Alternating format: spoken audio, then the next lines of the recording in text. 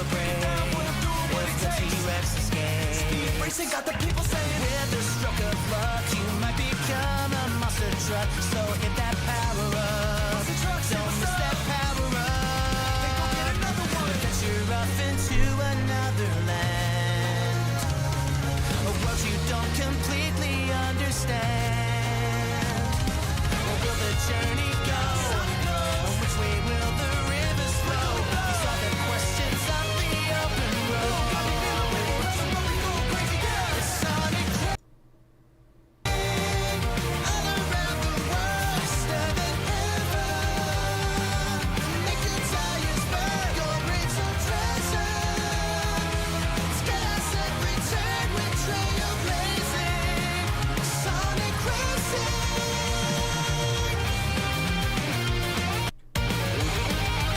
I'll give myself a break. If the T-Rex escapes, racing got the people saying, with a stroke of luck, you might become a monster truck. So hit that power up. Don't miss that power up.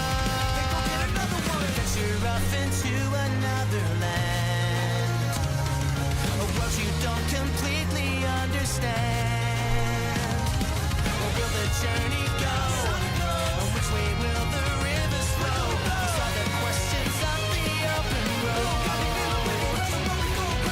It's Sonic Racing all around the world, faster than ever. It's chaos every turn, your brakes are treasure. But make the tires burn, we're trailblazing. Sonic Racing. It's on the go. Across the world,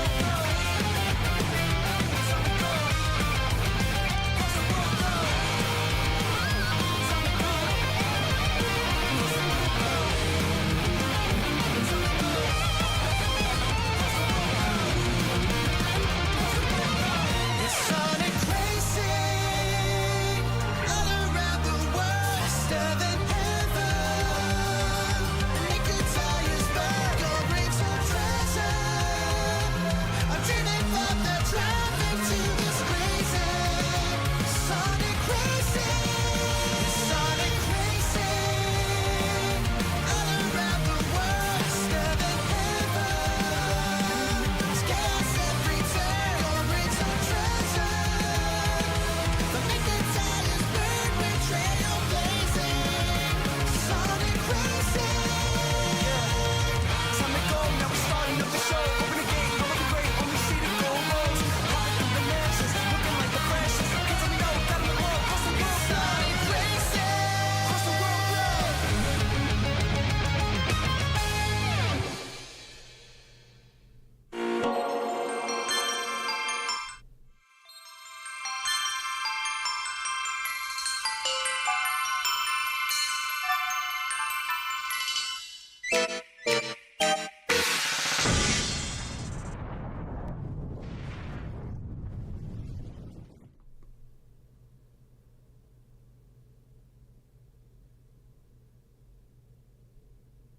Welcome, Ultraers and Switchy sisters alike, to episode 26 of the weekly episodic gaming adjacent livestream podcast show. This is Switch to Ultra, back on Mondays until the end of time. We made a big deal last week about not getting any more Mario Kart World updates after no appearances in the September Direct, only for that stream to be followed up with an announcement that Mario Kart World would be receiving a free update. I welcome you to the Switch to Ultra family. I'm your co-parent, BH Ultra. And I'm your co-parent, Switchy. And, well, I suppose we'll get into other topics. Did you play any more Mario Kart World after we roamed around the open road last week? A little bit after the update. Because when we opened it up, I was like, oh, you know, like, I think I let the internet get to me a little bit. I'm like, oh, God, this mid-ass game. And then while we were driving around, I'm like, wait a minute. Wait, I really like this game. I forgot. And regardless of update, it made me want to go back to it. But then on the Thursday following it, I did end up streaming it. So how do you feel about the update in general? Because I have some thoughts. Well, first of all, I'll admit that Nintendo did a good job of making me look like a total schmuck. You got 'Cause, yeah, owned. I was very pessimistic in the sense that I don't know. I do think that there was a deafening silence surrounding Mario Kart World in a couple months after it came out, at least compared to other games. I mean, they seem to, you know, with the Donkey Kong DLC coming out, especially on day one, the day it was announced, it seemed like they were kind of closing off support for this game, which, you know, seems a little weird, but I guess it's not the only time they've ever kind of, you know, a game comes out and that's it. I mean, that's how they used to do things. So I kind of got, I guess I let that get to me. I kind of assumed, yeah, you know, I feel like if they really wanted to really have a lot of DLC for Mario Kart World, it would have started already. They might not be doing it. So I don't entirely fault myself for thinking that was a reasonable thing that might happen. Even now, I mean, even though this wasn't a patch update, a patch note, like it wasn't, you know, a lot of content. Although it still is more than just like a hotfix thing. They did add the P-switch kind of map thing, which I'm very happy about because that's kind of, I think that's why I kind of never really got super into the free roam stuff in Mario Kart World to begin with, you know? Sure. I think that we are... It's hard to discern because we're still getting directs, like major directs, and I'm not going to say that we're going to stop getting directs, but I do really think that we're in the age of, like, a whimper a little bit when it comes to Nintendo announcements, because it used to be that they would save all of them for a major direct or any kind of showcase like that. And I remember back in 2020 when they just announced, or maybe it was 2019, when they announced Paper Mario and the Origami King on, like, Twitter, just, like, randomly one day, like it wasn't a part of anything else. And that was, like, a weird fluke. But earlier this year, we got that Splatoon Raiders game sort of announced on the Nintendo Today app.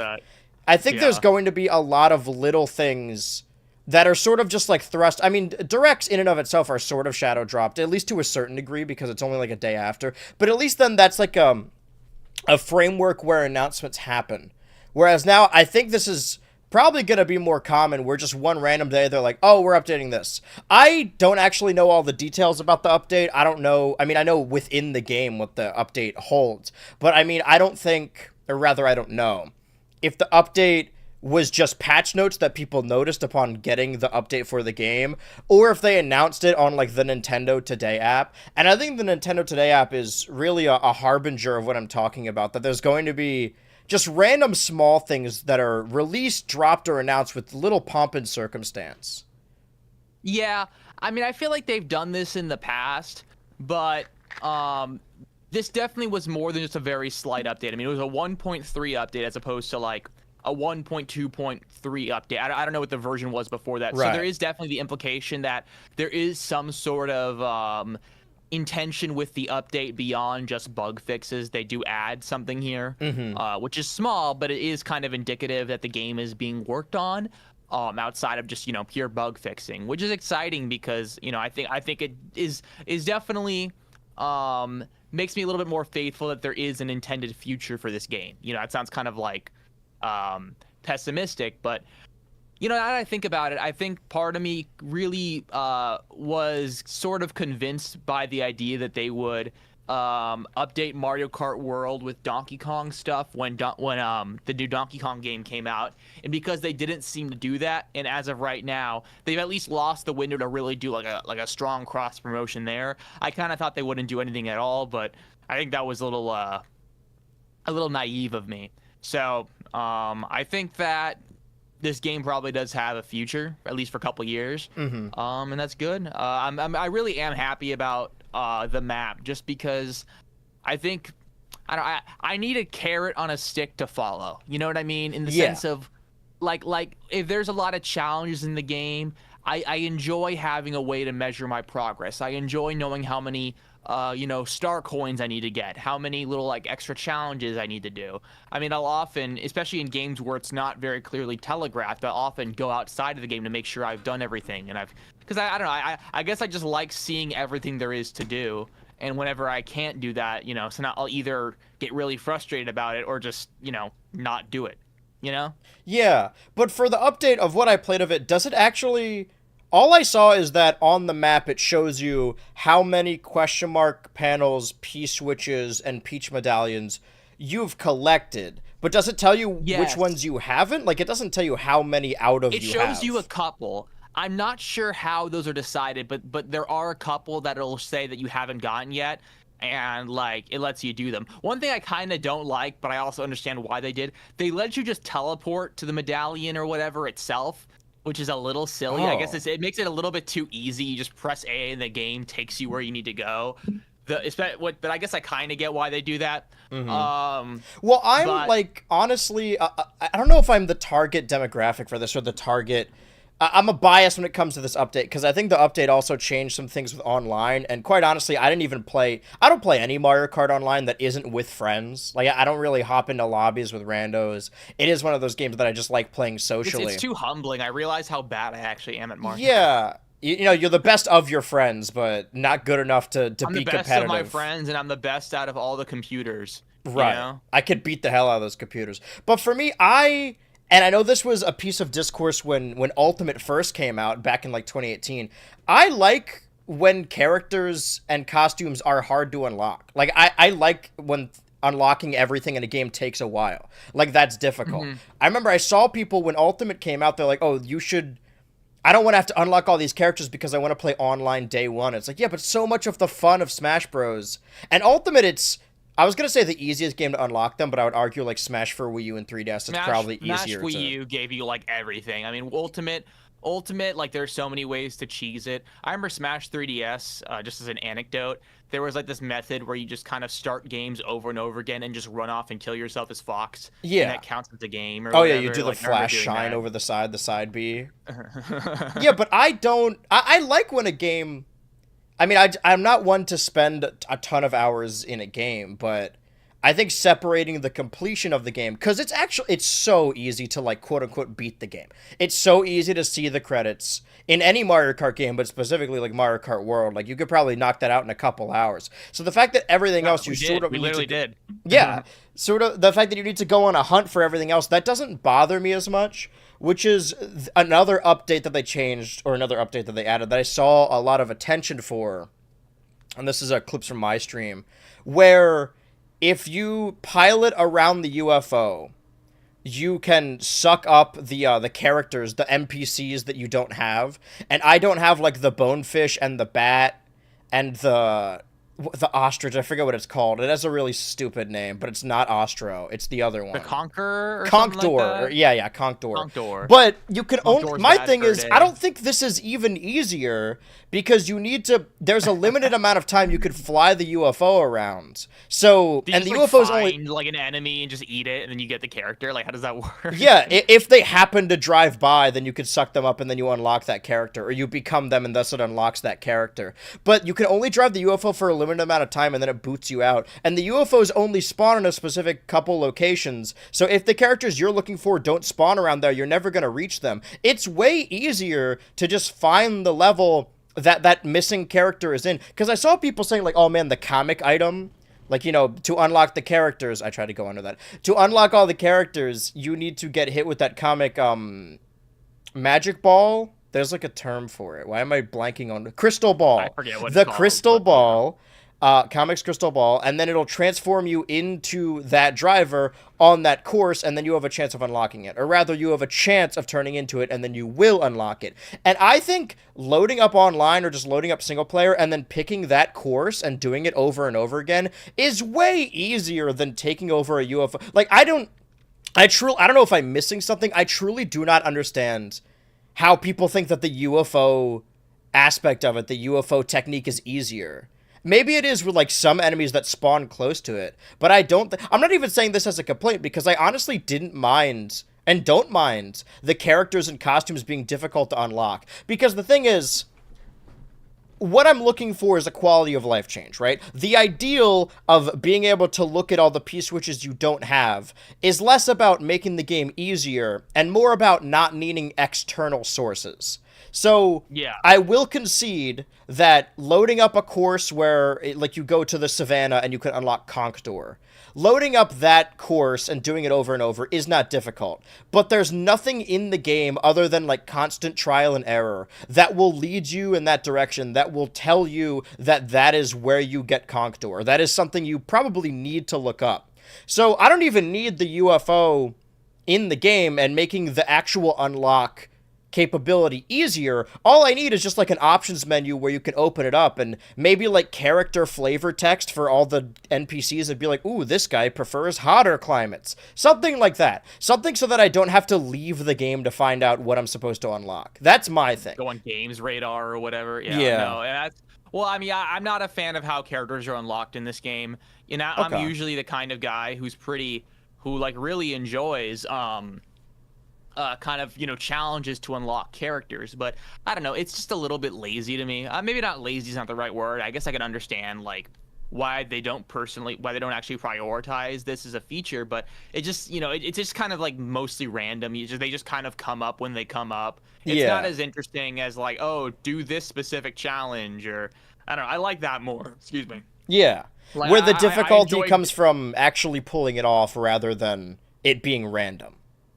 Yeah, it's more fun to me that way. And honestly, to be honest, I've never really liked, although I guess I know why they do it. Like even in Smash Bros, like I never liked the play this many matches kind of requirements. I prefer when there were like little things that they would ask you to do. I always found that to be more fun. I like Personally. both, and I think Smash does kind of do both, where well, Smash is either, oh, do this thing, or play this amount of matches, or meet the character in story mode. So, I know someone Yeah. who, like, unlocked the character. On the first day, on the launch day of Smash Ultimate, I had a bunch of my friends over from school, and there were, like, 7 of us because we really wanted to do the 8-player Smash, because you can, from the jump, you have all the stages, and you can do 8-player Smash in any of the stages, and the game starts with 8 characters. So I thought it'd be fun for all of us to do a different one. But then my one friend, my good buddy Chris, polite clap for Chris, brought over his own Switch and monitor. Like, first of all, the Switch is a handheld console, so you could just look at the Switch in your face. But he brought his own TV so that while we were playing Smash Bros, like Smash Mode together, he could, like, do World of Light really quickly to unlock more characters.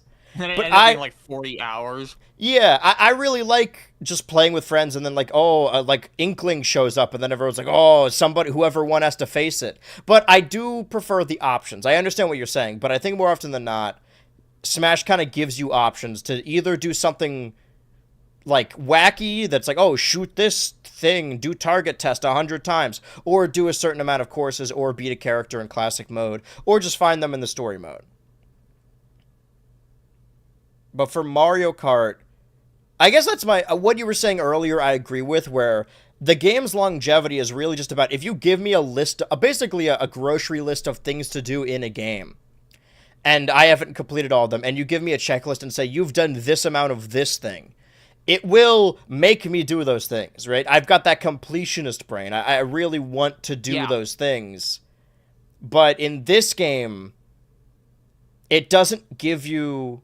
Well, I suppose it does. My point being is that, like, honestly, and I know the argument when it comes to games, right, if a game fell off or not, is if people are still playing in the game. And I think that's why the internet got kind of worked up about Mario Kart, because people stopped playing it like a month or so out, and they're like, well, the game fell off because people aren't playing this game anymore.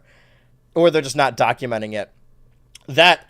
earnestly, and I did say this in context of the Mario sports games, that if it didn't have this level of unlockability, like if I, within the first weekend, could do everything there is to do in this game, I probably wouldn't play it anymore. Like, I probably wouldn't have wanted to come back to the game like I did. And again, more testament to what I said about the Mario sports games, like slowly drip-feeding stuff out. I probably wouldn't have gone back to play the game last Thursday if they didn't add this update. It incentivizes me. I mean, granted, I only get to play Switch 2 games, like, because of the stream schedule I have every Thursday, and I want to focus on fully completing Bonanza before ZA comes out.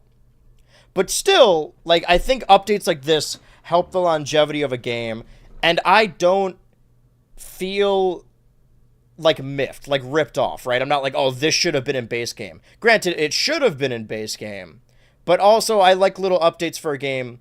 The argument is, was this thing removed from base game and the game was rushed so that they could release it as an update later? Or are we just using the miracle of modern technology and they figured out an issue after the fact and then were able to fix it because of the opportunity afforded to them via free updates on the internet? That's a good question because it's it seems that this kind of common sense quality of life would be hard to forget to include in the main game, or kind of a stupid thing to hold off. Because honestly, what they did by not having this was just make the game kind of, I think for a lot of people, just not worth playing because they don't.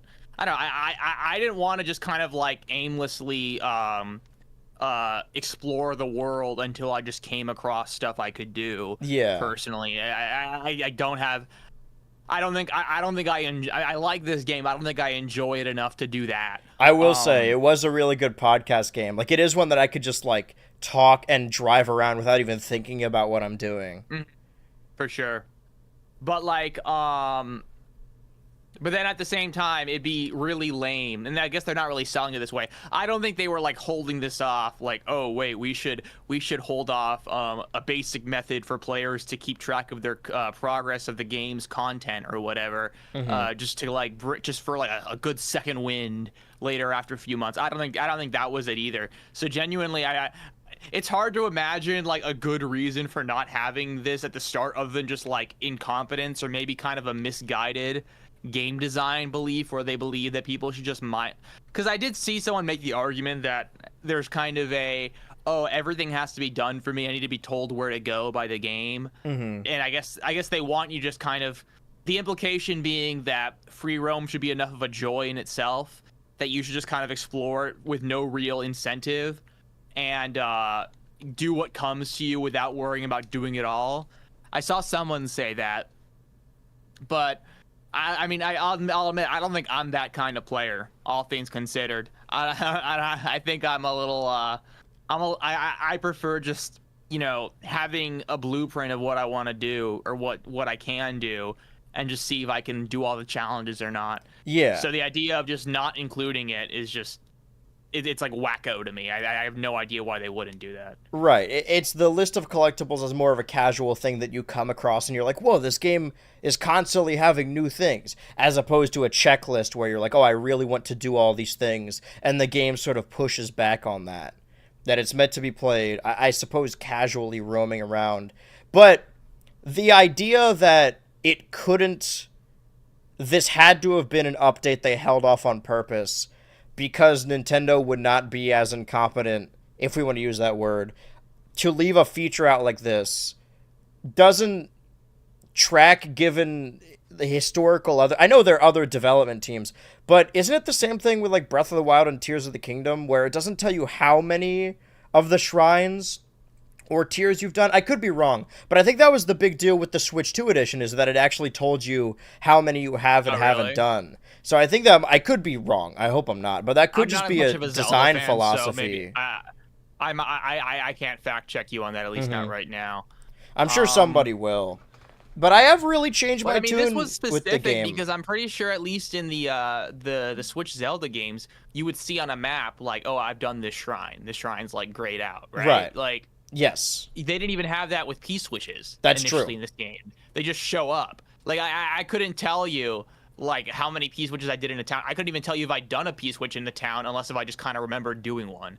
So it's like, it's just they just are there and you can do them. But it's so interesting because they also still keep track of like your record times and stuff like that. So I don't know. It's just really obtuse. Yeah. And I'm glad that they're kind of taking some measures to rectify it. Right. You know? And this is all saying, like, granted, like, a game like Bonanza does tell you how much stuff you're still missing and how much you've already done. And that's more of the checklist I'm looking for. That's why I was way more incentivized to Donkey Kong Bonanza. I calculated the amount of hours I played each game this year so far. And even though it came out, like, 2 months ago, it's the game I've played for the most amount of hours because I could see the light at the end of the tunnel. I could see how much I still need to do.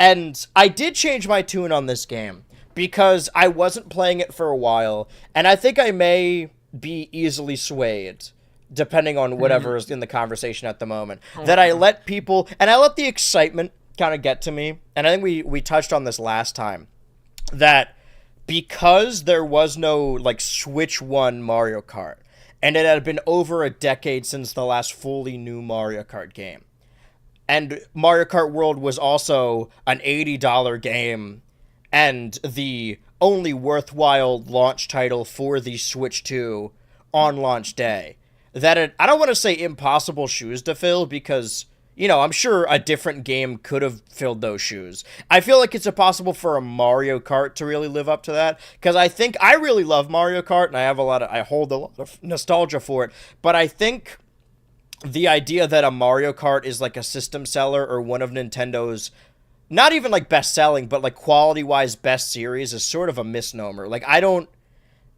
if you could ask me what the top like 5 Nintendo games on each console would be, I don't think there would be a Mario Kart on any of those lists. Maybe like GameCube. Maybe, no, not even the 64. Yeah, well, I think I'm just the kind of person that like meaningful narrative kind of adventure games. Yeah. And I say the use of the term meaningful, that sounds kind of pretentious. I just mean in the sense that there's not really a thorough, thoughtful story that's being explored in Mario Kart. It doesn't necessarily have to be, right. But I think for me, like the game that really has some sort of like narrative, inspiration and kind of movement behind it, like, and is always going to kind of be a little bit more important to me than like the fun party racing game.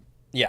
And that's no shade. It's just, that's just kind of, so I think that's part of it, but also like what I thought about Mario Kart World, I think they were extremely cool and and that sounds fun and stuff.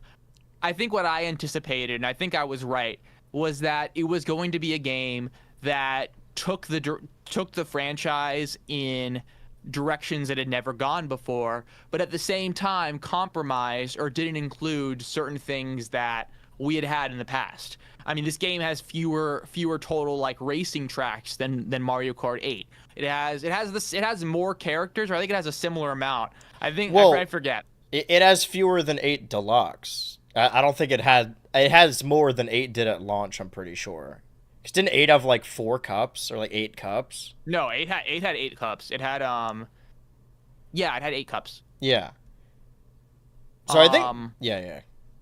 So I think there are 8 Grand Prix in this game, along with the knockout tours. I guess you could argue this has more because there's more permutations of levels, and there's also the intermissions and stuff. But like I think so that's more of a nebulous term. But once you include all the 8 deluxe, the 8 DLC and deluxe stuff, there's just a lot more racetrack, I think, in Mario Kart 8 Deluxe.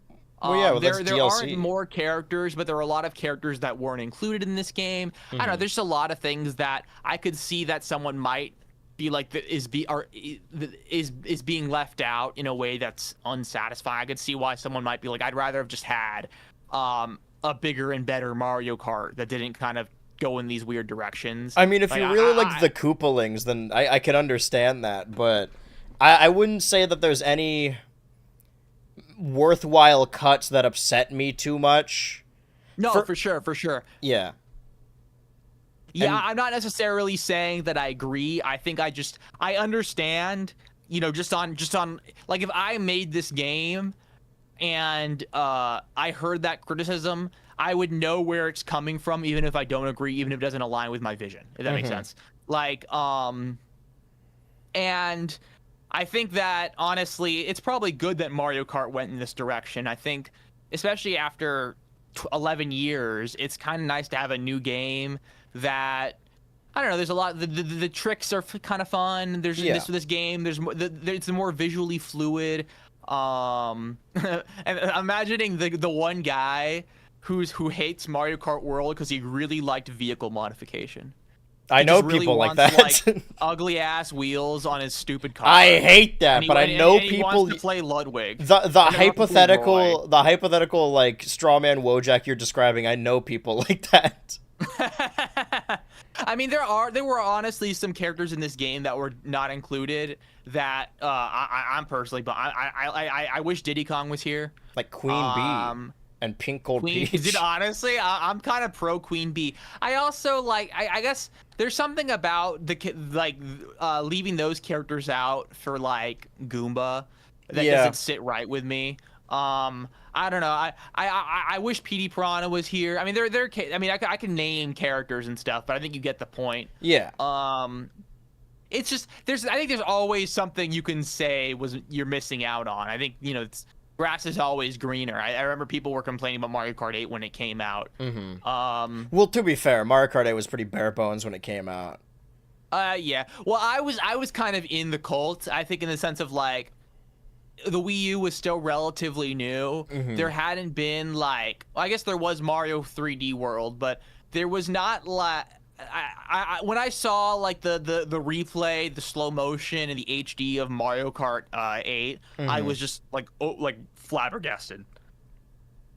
Like it was This just is the new feature. Yeah. It was so cool. Like, I remember thinking, like, oh my god, this is the best good-looking game that has ever existed. And I'm, like, literally just saying that because, like, this game has, like, reflective surfaces. And, like, Mario Kart games didn't really have that before. It's the same thing as, like, the camera in Mario Party Jamboree. It's something that's, like, when you hear about it in an announcement, you're like, whoa, that's so cool. But later down the line, is it going to make any substantial difference? Oh wow, I can like see my friend like make an ugly face or like make a scowl. Yeah, in, like, react in real time when I beat steal their him in Mario stars. You can see Party. the exact Like, moments their soul leaves their body. I see my friend get snag bagged. Get nabbited. This is the future. But that's what I want to say is that I've changed my tune a little bit, is that like I let people convince me that it was worse than it is, and because I liked Bonanza so much, that I'm like, well, Mario Kart World isn't as good as Bonanza. But Bonanza is very, very good. So much so that on my Patreon, I went back to the ranking that I used to do on this show of my 2025 consumption ranking. And I wanted to assess everything individually because I'm like, I don't agree with a lot of these rankings anymore. And I put Donkey Kong in S tier.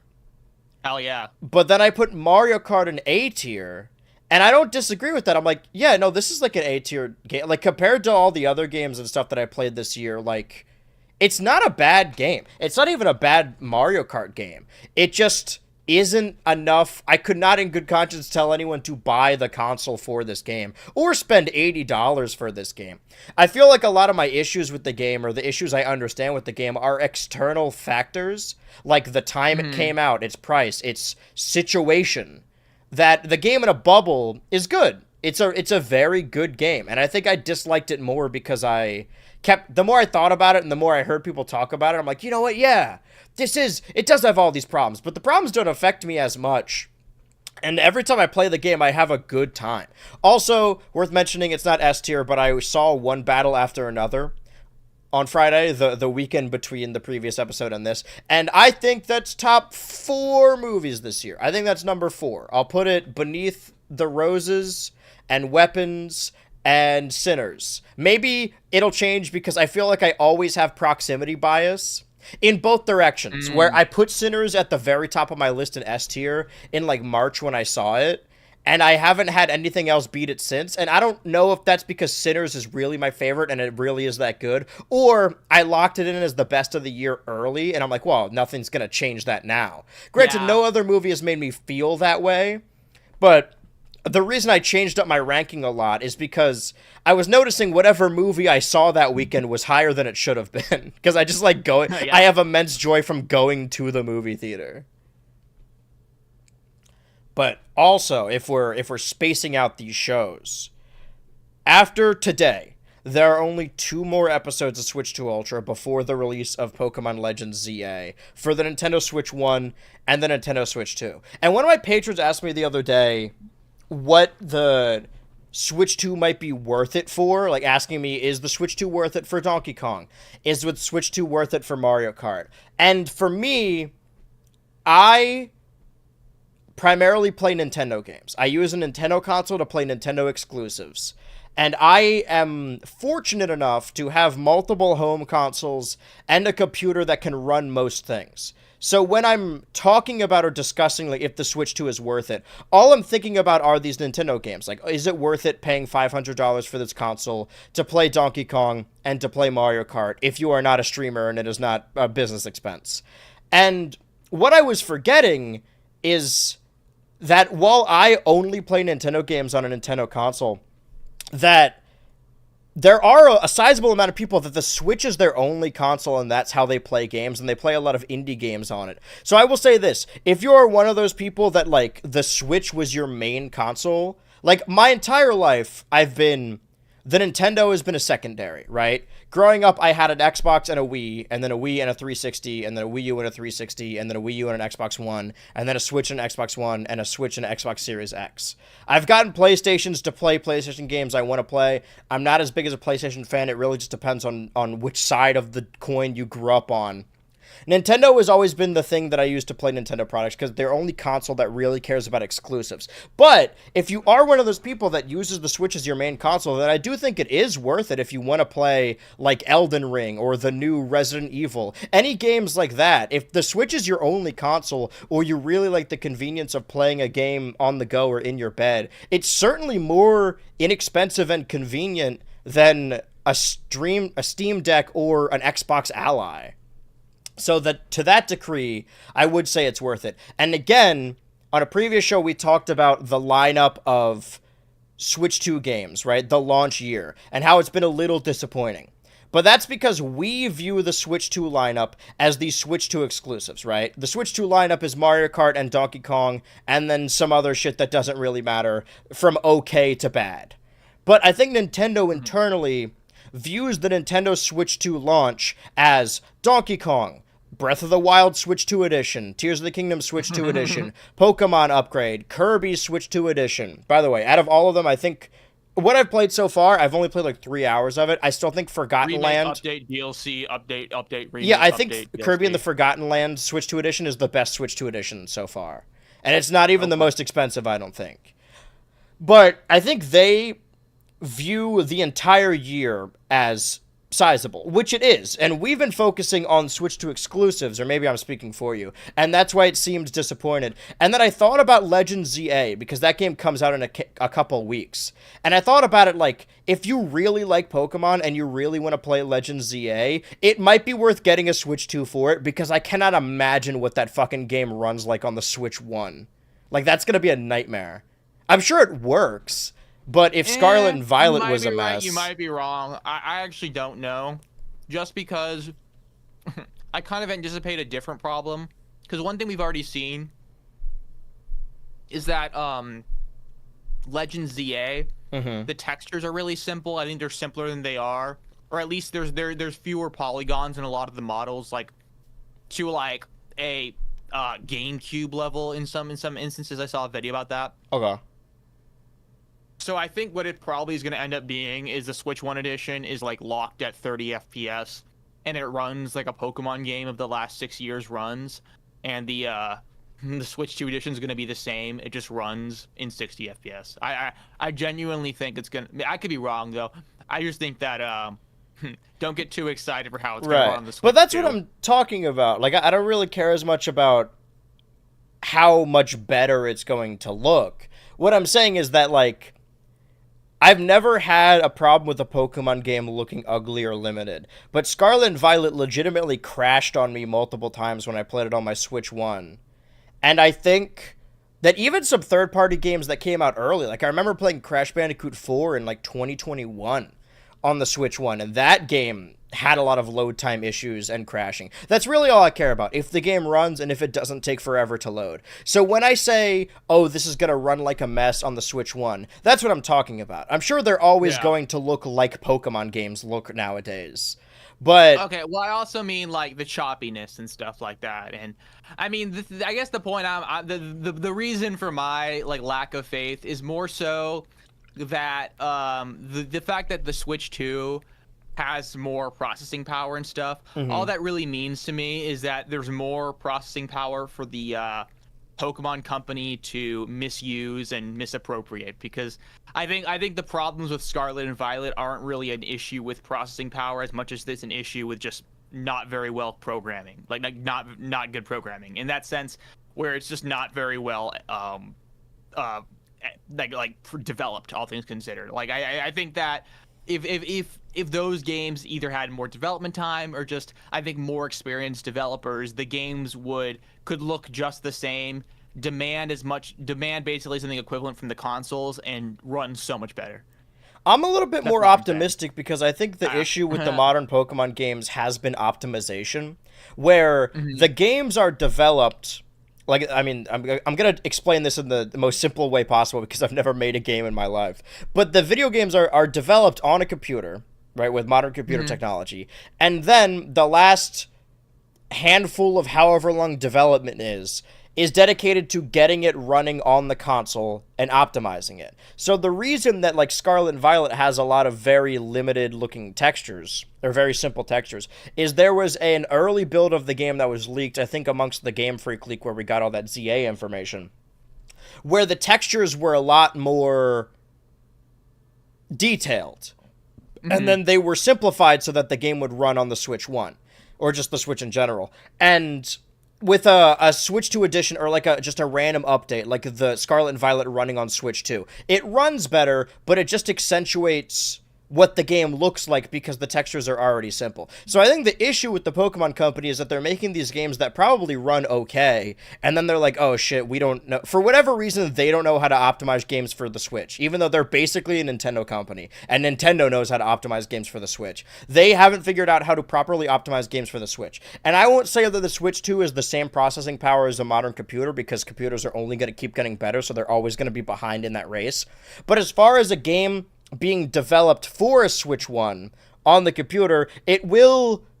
I think it will be better on the Switch 2, because at least it will be easier to optimize. Granted, they have to optimize the entire game for both versions anyway, but I still think it'll be better on the Switch 2. Not that it'll be unplayable on Switch 1, but it'll be damn close. What I'm worried about, I guess, is that because they're creating a version of the game for the Switch 1 and a version for the Switch 2, the Switch 2 might take on extra load. It might have a heavier cross to bear in terms of, we're going to try and make it run at this FPS. We're going to try and run it at this draw distance, stuff like that. Or we're going to try and like render these shadows, that the game ends up running shittily on the Switch 2 as well. It's like how there are some companies that still like also release their games on the PS4. And because of that, their development's really kneecapped. Because the PS5 doesn't have a large install base. So I think there's just, I don't know, I guess I just don't really have a lot of faith in the Pokemon Company in terms of just well-developed games. And what I mean by that is just the like technical aspect of making things memory efficient, computer, just I can't even think of the terminology right now. I'm not a software developer. Yeah. But just in terms of I think optimized is a good umbrella.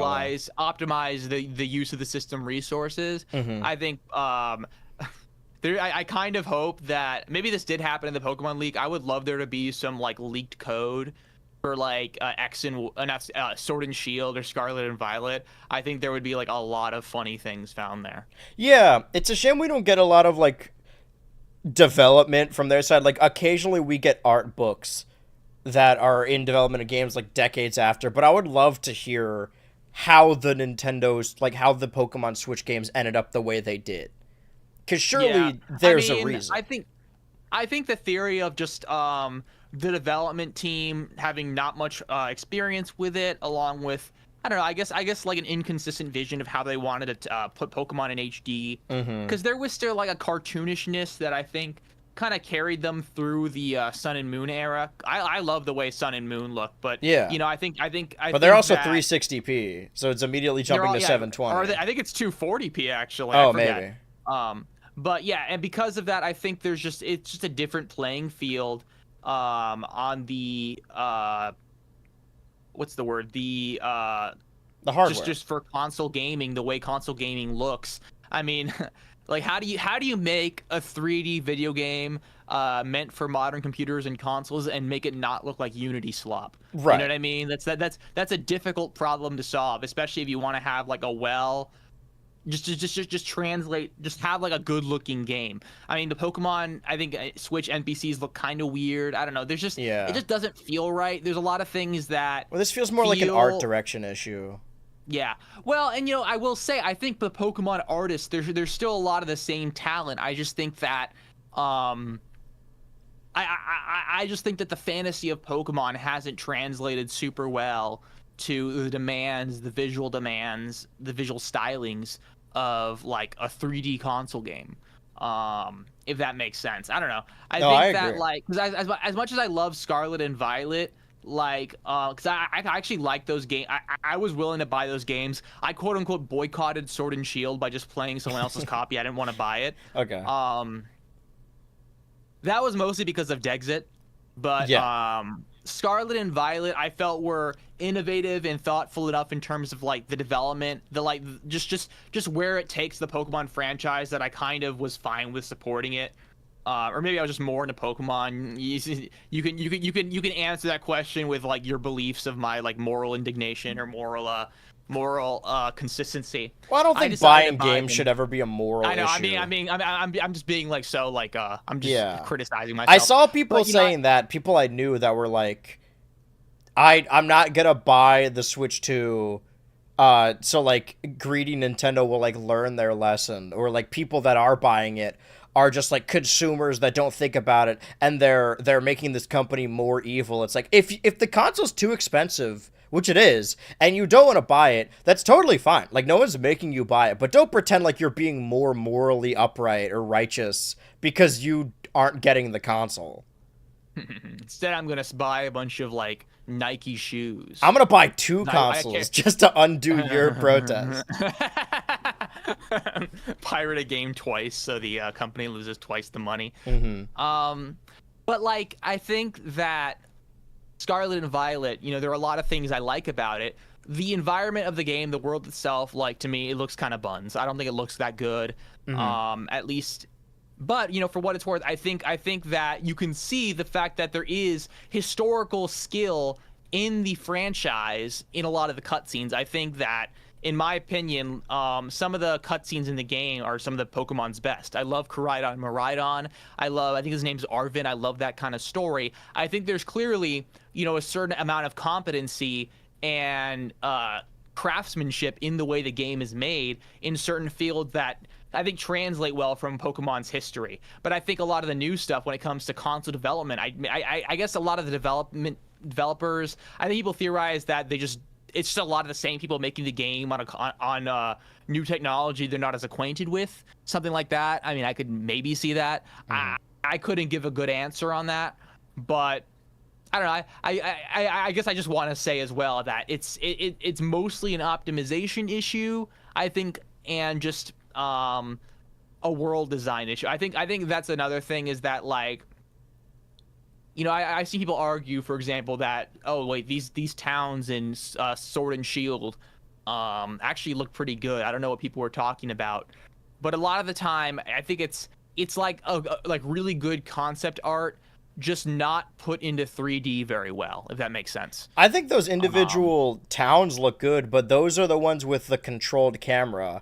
So That too. I think a big hurdle for them is really wanting to leap that's into the actually a good future and thing. having a free camera. And I think that's part of why it doesn't look as good, is because they I think can't free account camera, for it. you're kind of right. I think free camera is like a consistent obstacle. Yeah. Because even even Sun and Moon didn't have a free camera. Mm-hmm. And I think a lot of the most egregious screenshots from Sword and Shield were in the wild area. Like, the wild area was hideous. I'm sorry, Yeah. I'm just going to say that. Like, 3D rendering. Mm-hmm. So I can't really say what exactly it is about Switch era Pokemon that just looks so wrong to me, but it's something. I think it most has to do with the lighting, but Yeah. I don't know. Well, they've always been late. Twitch chat says they began development on Sword and Shield in 2016, which is only 3 years after their first 3D game. Also, the 3DS was out for multiple years before they had a Pokemon game on it.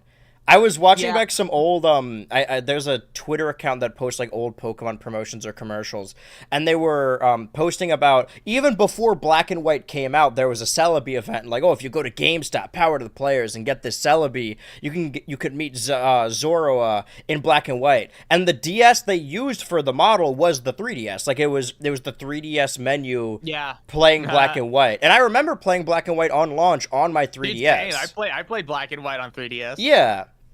So it was just they were late. But for me, Pokemon has always been a social experience, and I said earlier, like, oh, this game in a bubble, but it's hard to judge game outside of their circumstances.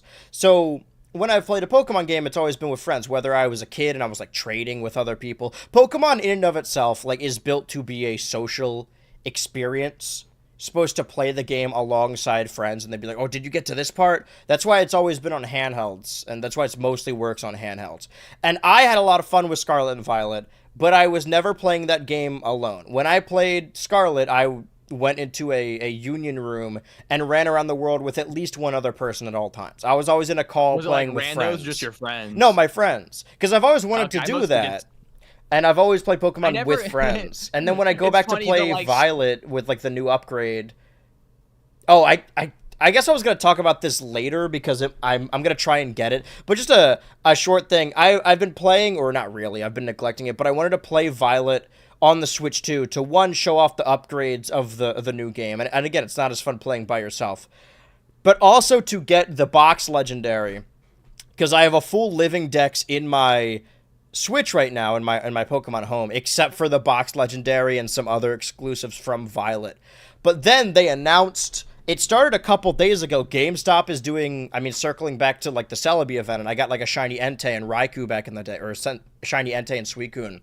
I remember that. I really thing. like physically going to GameStop to do these events. It's a shiny Miraidon and Koraidon, and I think whatever version you have, it gives you the opposite one. I could be wrong. But they're only giving one shiny per person, so I gotta, like, get more bodies that don't have the game to go to GameStop with me, like, load up a van, so that way I could just get as many. But... I'm sort of get a bunch. Never mind. I shouldn't say. No, Yeah, no. Get a bunch of like pay a bunch of like homeless people. I or was gonna say something, you're gonna do the get as South many Park people- bit where, yeah, they get like a guy to buy drink alcohol for them. that, and I was saying that like as a goof, like, oh, this is harmless, this is fun, I'm going with my friends, but. My mom works in a shopping center, and she texted me one morning, and she's like, oh, is there, like, a big game coming out right now? I see people lined out outside the GameStop, and it's not even open yet. And that was the first day of the Shiny event. And they have a limited amount of those cards with the codes on them. And then I saw a bunch of posts on Twitter. It's like, goddamn, scalpers are at it again.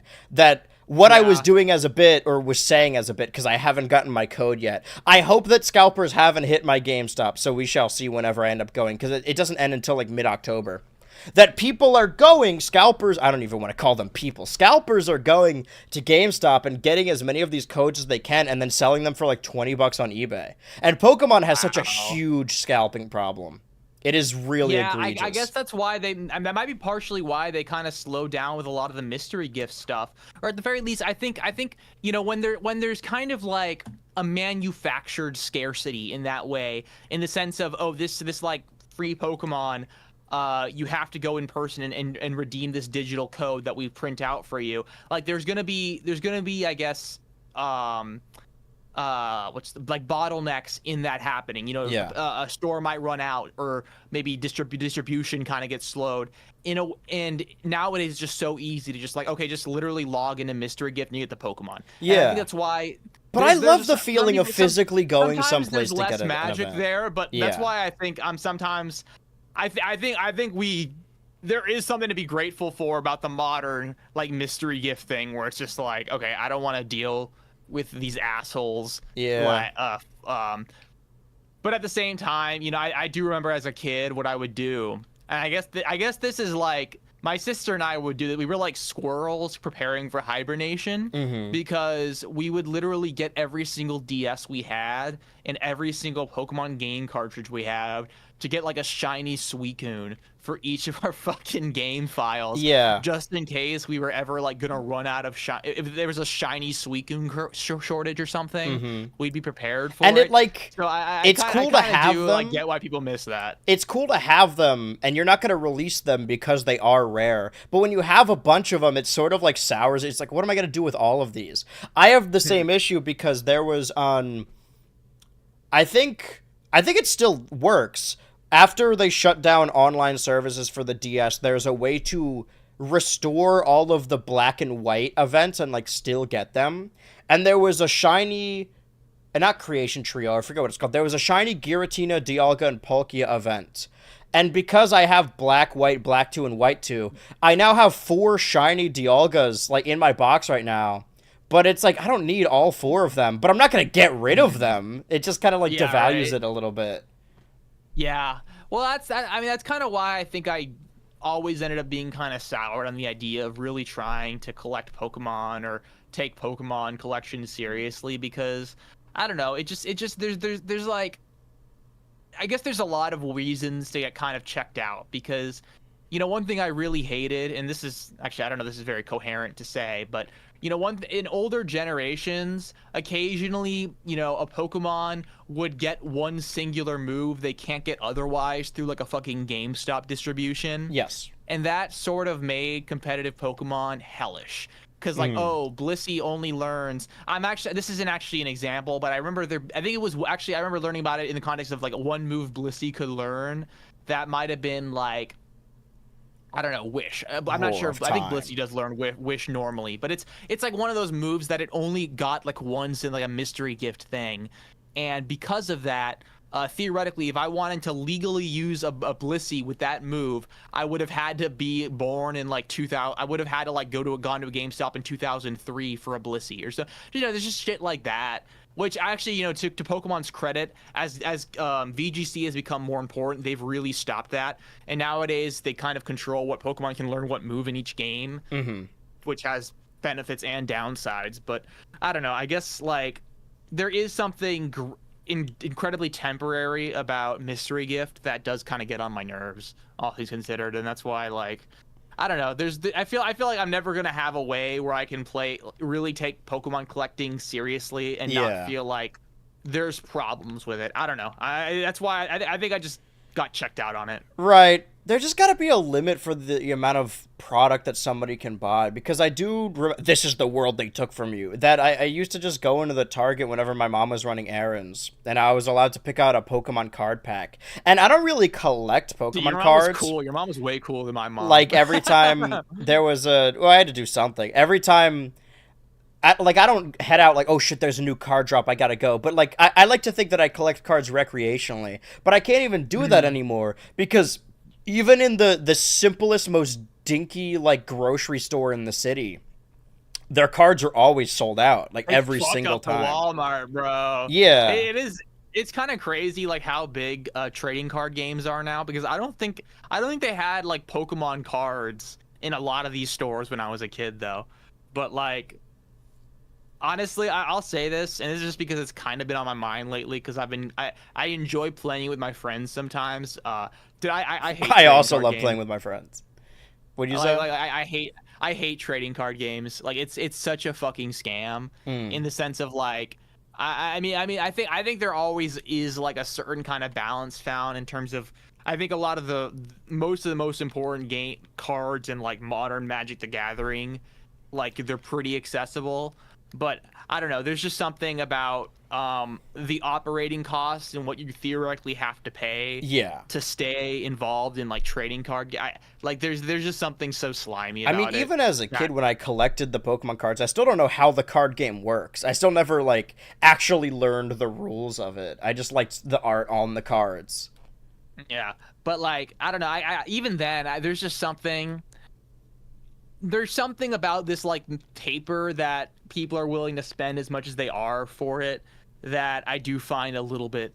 I don't hold contempt for the people who buy it and stuff, and I think there are, within reason, there's reasons to like buy Pokemon cards. I mean, they can be kind of cool, but it's never been much for me. And I guess, I don't know, there is something so slimy about because this company is the only one that's allowed to print this piece of paper, or this like kind of like hardened paper, we can basically have people quasi gamble for them, and they might get the magic paper that's worth like $300. Well, ideally, it's supposed to be recreational. That you're just like, you're not hunting for. Although I can understand the fun of a hunt, right? I used to do that with Skylanders, but like, I don't know. I watched people who did it with Amiibo, but. It's supposed to be, ideally, in practice, it's something you walk into a store and you're like, oh, a card pack. Yeah, I'll get one for like $7 or whatever. I'll open it up and then see what kind of cool stuff I got. Now? I probably not. Well, I think one of those packs of cards would be, but I think they sell like those giant boxes now. I'm rounding actually. I thought I was just gonna say a random amount. I'm like, I can't say 5. That seems too low. A few dollars. Yeah, that's the ideal. Is that you pick them up like you pick up cigarettes. You're like, you know what? Fuck it, sure, why not? I had a bad day. Let me open up a card pack. But as far as Pokemon, why not just give your body the pleasure of nicotine? I don't get it. Yeah, just give up, man. As far as Pokemon just goes, do that with alcohol or something. Yeah, and you could get that for free if you know the right people. You can make your own technically if you have the supplies. If you have Same like thing some with mustard in your gas. backyard, Yeah, or some grapes or something. Ketamine and whatnot. You could just find that on the street. You go to any gas pump, it's in the needle. They always hide those ketamine needles within the gas pump to get you hooked on ketamine. But between episodes of Switch 2 Ultra, we talked about this before. There's not a whole lot of speculation in it, but I do like it because it allows me to just talk about wrestling. Is that CMLL did hold their crossover event with Pokemon Legends Arceus. And Pokemon's crazy over. I think I forget sometimes. And they made a bunch of custom stuff. Again, like in retrospect, like this is all for Mega Hawlucha. Like, it doesn't really tie to any other Pokemon in it. It's not something Pokemon has ever done before. This is sort of the disconnect that people, when they talk about, like, oh, Pokemon Nintendo the company versus Nintendo, like, the people that develop games. Where Pokemon's sort of the opposite, where Pokemon from a marketing standpoint is really fun, and they're a lot more like open to what they allow people to do. And the idea of just a bunch of luchadors dressed like different Pokemon and having Pokemon mascots come out. This is because Pokemon, like, again, this is to promote a game, and we talk about the game. And was this in Mexico City? Or was it, I think so. Maybe. It probably was. I assume. I mean, no, this was New Mexico. Actually, you can tell because of all the everything. No, but like, it is the largest brand, the largest entertainment brand. So this is like if Hello Kitty walked out or Mickey Mouse. It's less about the game, even though this is a promotion for the game. And it's crazy that this entire thing exists for Mega Hawlucha. Like, the wrestlers are dressed like different Pokemon, but if Mega Hawlucha was not in the game, they would not be doing this partnership with CMLL. Doing it's kind of badass. It's sick. I think it's really cool. There's a wrestler just like Togepi. They all got like different Pokemon gear, and they're using Lucha rules. I think it's fun.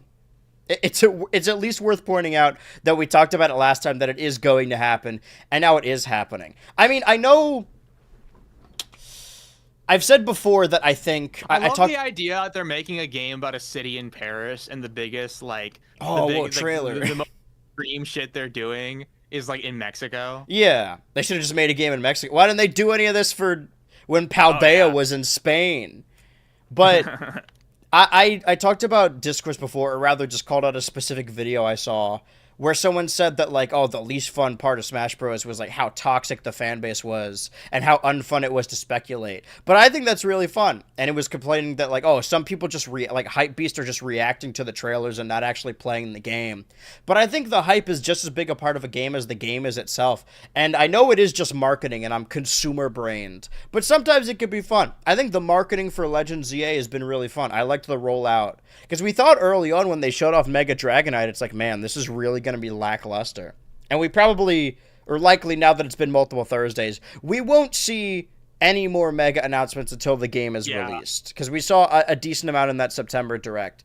But I could say I'm excited for this game. It's been long enough now. But it also could just be another Mario Kart situation where it's been long enough. Like, I've been playing Scarlet and Violet for too long. I'm ready to play a new Pokemon game. Granted, there aren't new Pokemon.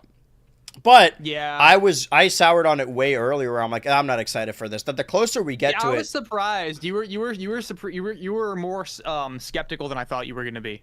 I just don't care for Megas, and that was the main appeal of the game. And not that I dislike Megas, but I like in a game getting new Pokemon for my ultimate living dex in the. Maybe I'll just cut it off though. Maybe everything I transferred to Pokemon Home before I started streaming is non-canon, and now I'll start putting together my decks again, because there are some that I haven't used on a team.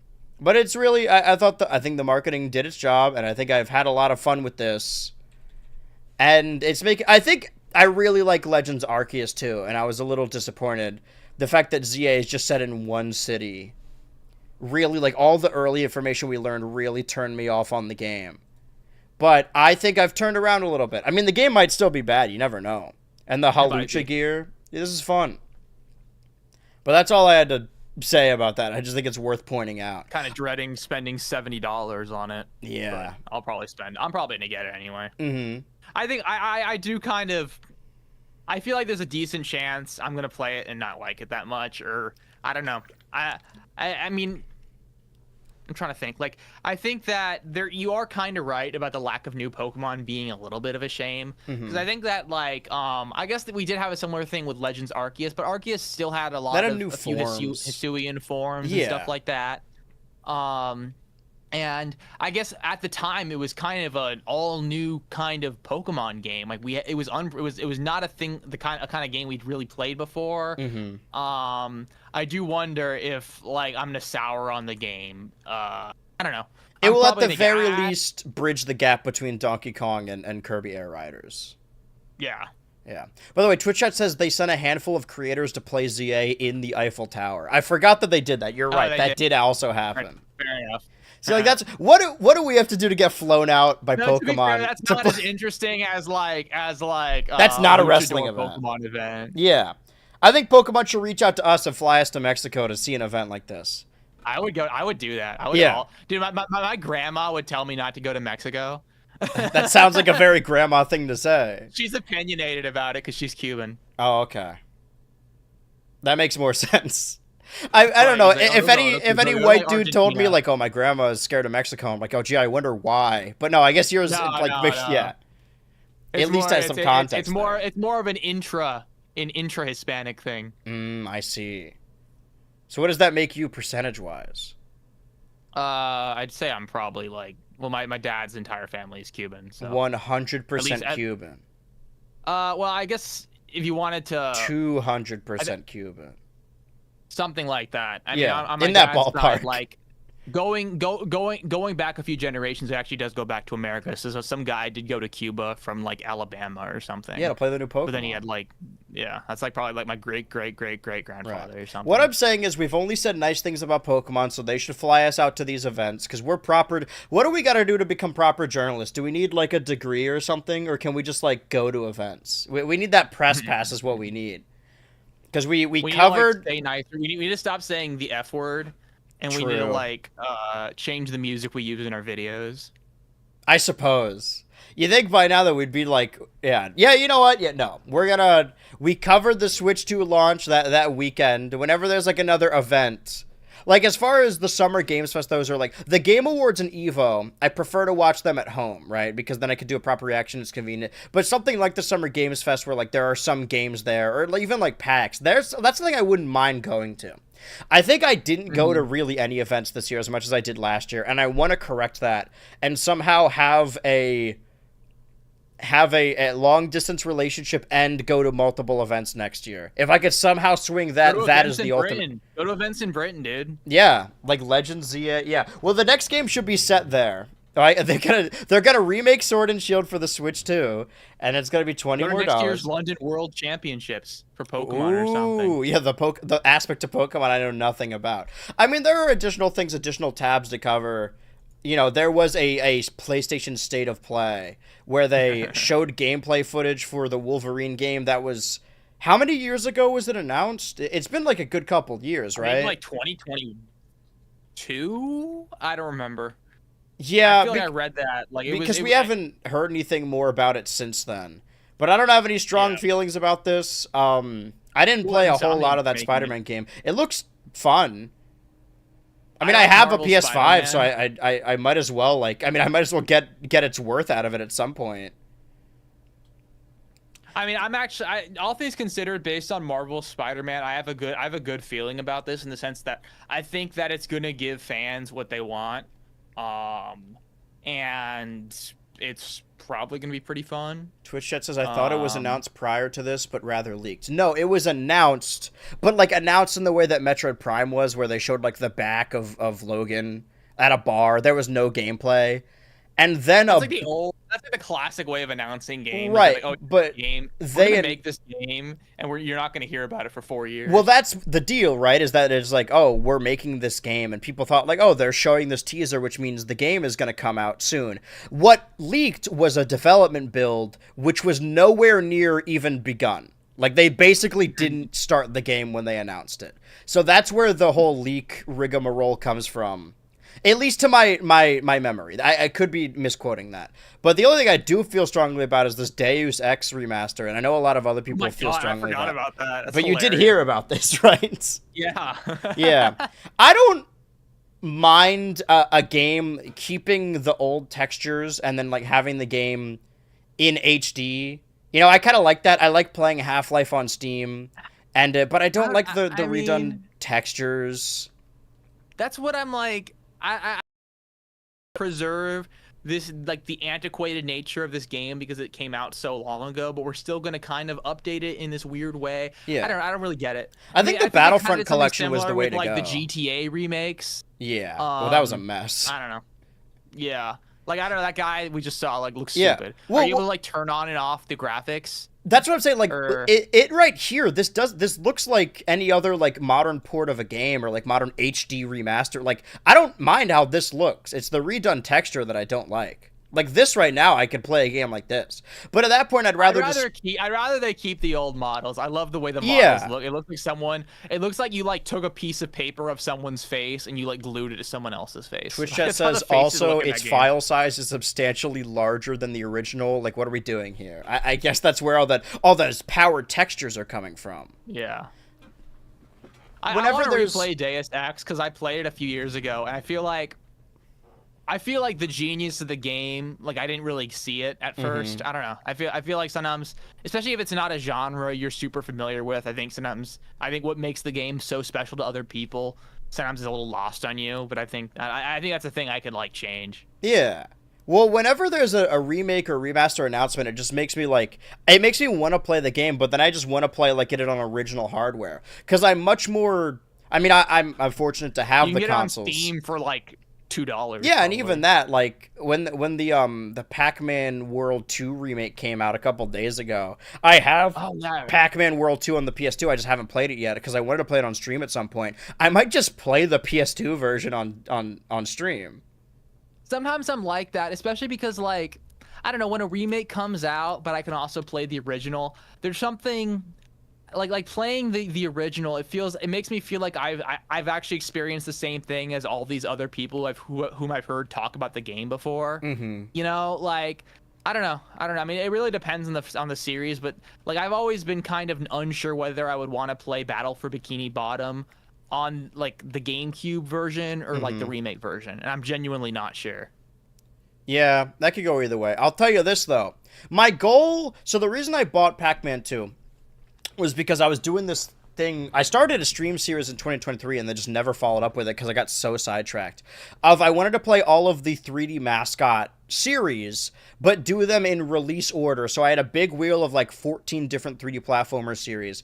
And whatever the wheel landed on, I would play either the first game or if I already played that one, the next game in that series, and then work my way through it because I had just beaten and fully completed Banjo-Kazooie. And technically in the rare timeline, the next one is Donkey Kong 64, which I did play earlier this year. I just didn't go back to Did you finish it? I forgot. No, I was just playing it leading up to Bonanza. So the reason I had Pac-Man 2 is because I played the Pac-Man 1 remake on the Switch, and the reason I have Spyro 2 on there is because I played Spyro 1 or streamed Spyro 1 as a part of the Reignited trilogy.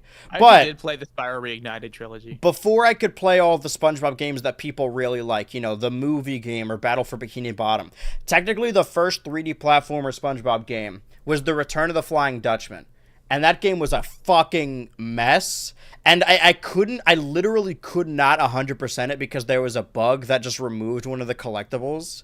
And I looked it up. I'm like, why is nobody talking about this? And then the subreddit's like, oh yeah, don't play the PS2 version. That version doesn't work. Just play it on the GameCube. And I'm like, oh, that's why people have so like nice things to say about this game. Because for whatever reason, this version of the game is just disproportionately worse. But that was my issue with that. Those are the other side things. On top of, we've been doing little bits of speculation for Kirby Air Riders. And like I said, more posts are going to appear on the Nintendo Today app. I wish it was more convenient to like show them on screen. When we discussed Kirby Air Riders, and even Kirby lore, extended Kirby lore, we talked about all of Kirby's friends, all the extended Kirby characters, about who could and couldn't appear in Kirby Air Riders. It seems strange to speculate on Kirby Air Riders because we know the game comes out in November, and we still know we're going to get a second Direct, which is still insane to me. I think Sakurai just really likes doing Directs. I think you missed it. He just loves it. He loves it. But there are these regular posts on the Kirby Air Riders account, and sometimes there are strange doodles that appear in the underground parts of Skya. Who could possibly be drawing them? I bet MatPat's gonna love dissecting this. Yeah, so there's a lot of characters in the Kirby universe that their whole gimmick is painting or drawing. It could be Adeline or Ribbon. I think that's what this is pointing towards. It has to be, unless this is just Most likely. But this isn't even me being like, oh, I'm grasping at straws. Like, oh, it's got to mean something, because there's a lot of space on that character select screen. And we know now, we talked about it vaguely last week, but we didn't get to show it, that there was a costumes tab that was showed off during the September Direct. That there's a lot of, I think there's going to be a lot more characters revealed before launch. I mean, how else are you going to fill another full Direct? Granted, there was a Smash Direct one time where they spent like 10 minutes on the options menu. I was about to say, like, that is totally in the realm of possibility. It's not like, beyond him. But I think it's more likely that we're going to get more that characters. happens, you're welcome to be disappointed. Yeah. But like, you're not welcome to be surprised. You We know? need Marks, and that's mainly it for me. Marks is like the main one. I guess Marks, because Magalore's in the game. Meta Knight, Bandana Waddle Dee, King Dedede, they have their alternate skins. Yeah, just Marks. Maybe we'll learn more about that Dark Matter character. Susie's in the game. I know there's other characters that people like, but I guess Adeline. I'm blanking on the Star Friends right now. Are any of the characters from Squeak Squad in the game? Oh, DeRoach? Not that we know of. That's entirely possible. I'm going to lock in Marks just because Marks is my favorite. And Switchy's legally locking in DeRoach. He told me just now before the show that he's locking in DeRoach. And if DeRoach gets in and not Marks, then I get to be mad at him, because it'll be his fault. Our main, not main headline, but before we get into the final segment, the incredible, according to Jeff Keighley, basically Doug Bowser is stepping down from president, CEO of Nintendo of America, and making way for a new president, CEO. And I talked about this, I touched on this in the Smash Bros video, because I forgot this even happened. This happened in like 2019. So we've had Doug Bowser for like 6 years now, that we're so used to having Doug Bowser, so much so that he's just like morphed into the background, that he's not as much of a character as other... As Reggie was. Yeah, well, that's the thing. Like, when I was making that video, like, oh shit, do I need to like explain who Reggie is? Because for me, Reggie's just a constant. It's like, oh, you know, it's Nintendo Reggie. But if you're just now getting into the scene and you're like, what, like 18 now, talking about games or learning about games or wanting to watch videos like that, like, you probably don't have a grasp or relationship. I mean, we don't have a relationship. Some of them with might Reggie. if they watched enough YouTube, because I feel like Reggie has like some like meme staying power. Right. But which Doug Bowser doesn't. Someone who's like 14 now and like enjoys Mario games, you know, watches like YouTube, like basically the modern version of what I was when I was like 13, 14. They probably don't really have a good idea of who Reggie is, all things considered. And Doug Bowser doesn't make a lot of public. Oh, that's the lack of in-person E3, those embarrassing press conferences. That's part of it. But I think I don't think does Doug Bowser do like, oh, thanks for watching, guys, I'm gonna go back to playing Animal Crossing New Leaf on my 3DS. He doesn't really make appearances. Like yeah. But he will retire December 31st, so this is the final year of Doug Bowser as the CEO. I'm gonna read Reggie Fils-Aimé's book. Yeah. I love Reggie. He got super lucky, because I think he went to work for GameStop right after, and then there was an entire subreddit dedicated to keeping the stocks for GameStop high on a meme. Yeah, did he? I wonder if that affected his pay. That's awesome. He's just constantly winning. But this isn't going to be like, oh man, we love, because again, I don't care about Doug Bowser. But looking back, like from Nintendo of America's decision specifically, from a business standpoint, from 2019 to 2025, was he a good president of Nintendo of America? Because I can't think of anything that was specifically a Nintendo of America decision, other than like translating that Fire Emblem game and having a limited release.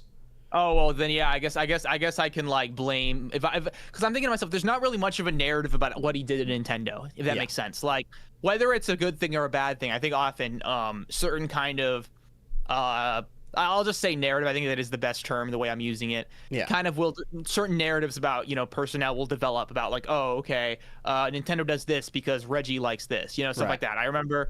It's funny. One of the first times I ever really heard Reggie's name was him being like the big villain of Mother 3. Like he was the reason that Mother 3 wasn't coming out. That was a big part of the Earthbound USA documentary, starring Radiation, forum poster on the Starman forums, and also now voice of John Egbert in that Homestuck pilot. Yeah, so like there's if there is like a measurable effect he's had on the company, I don't think there's a popular kind of discussion about what he's done. Yeah, also in the 20s, there's no real divide between Nintendo of America and Nintendo of Japan like there used to be. Like the anecdote I have always heard is that, because it came up a lot in discussion of something like Nintendo Switch 2 Welcome Tour, that the idea of having Wii Sports be a pack-in game with the Wii was Reggie's idea. And that the Japanese developers, like Iwata or whatever, didn't understand the idea. It's like, why would we pack in a free game with the Wii? And it was Reggie's idea to be like, well, this will sell the console if it comes with Wii Sports. And Wii Sports is one of the best-selling games just because it came with every Wii. So I think that a lot of, maybe for better or for worse, or maybe it's unfair, it probably is, a lot of Doug Bowser's like exploits in the company are to blame for that, where people are like, well, Reggie would have made Welcome Tour a pack-in game for the Switch too. Yeah. But we don't really know how much of, like, from the decision-making standpoint, how much sway Nintendo of America specifically has. Like, that could have been just an entire, like, the CEO of the entire company decided that. I guess Nintendo of America does cover distribution, so they... You know what? It is Doug Bowser's fault that Welcome Tour wasn't packed in with the Switch 2. Well, I'm going to blame him. In Japan? I mean, probably not. Well, I don't think Switch, or sorry, I don't think Wii Sports was free in Japan. I think that was. You might be right. Yeah. I think it was specifically a pack in here. Yeah. So I mean, there might be some things, but if there are, I don't think anyone's really looked deep in enough. And because Doug Bowser doesn't. I love how I'm like mispronouncing his name. Like Bowser isn't a thing I say all the time. What if it's not pronounced like that? It's been like Bowser the whole time, and he just didn't correct anyone. So like, I think because of that, there's just not much said about him. I haven't heard really any striking opinions about this, other than just like misogyny. If I'm being honest, I heard some people kind of being like, "Oh wow, she looks like an HR person." For Devin, okay, which is just like, oh yeah, that's like you see a woman in like professional attire, you make that. Well, the same thing happened with Susan Wojcicki. Like, I know that people were, every time there was a major change at YouTube in the 2010s, and that's when the adpocalypse happened, that everyone's like, man, Susan's ruining this company. But like, I don't know, she seemed like a pleasant person. I can't think of any decision she made that like made YouTube worse forever.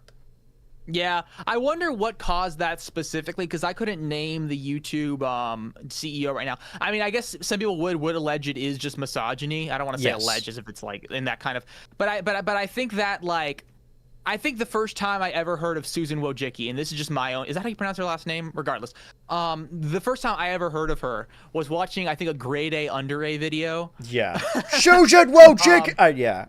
Yeah. So I mean, I think she caught a certain amount of heat from a popular creator. Yeah.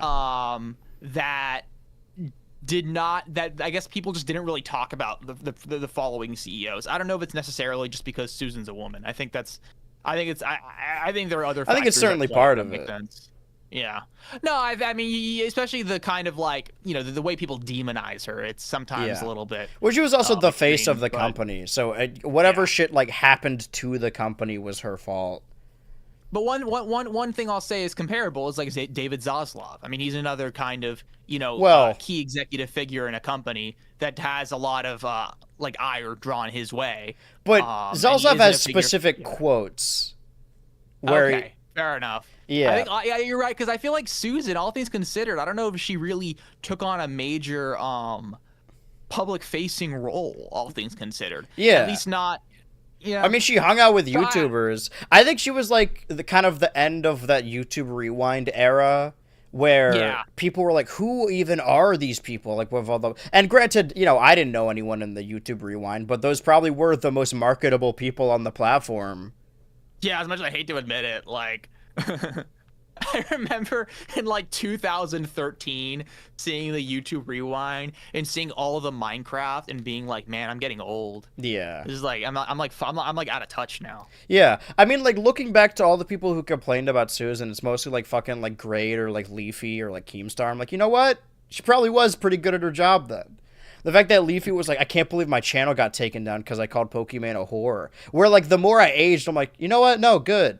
I don't like that guy at Yeah. all. I never did. Well, I'm not gonna like defend them. I will say though, I guess I'm kind of going off of like memory. Yeah. I mean, there was still a lot of egregious stuff on YouTube that I think Susan was kind of got ire for that was still worth pointing out. I mean, there was a lot of the kind of like Frozen, the Frozen pregnant Spider-Man shit. Yeah. A lot of the kids content. I think that was a major kind of PR disaster for YouTube at that point. That like, I mean, I guess Susan is the person that would be held responsible for that.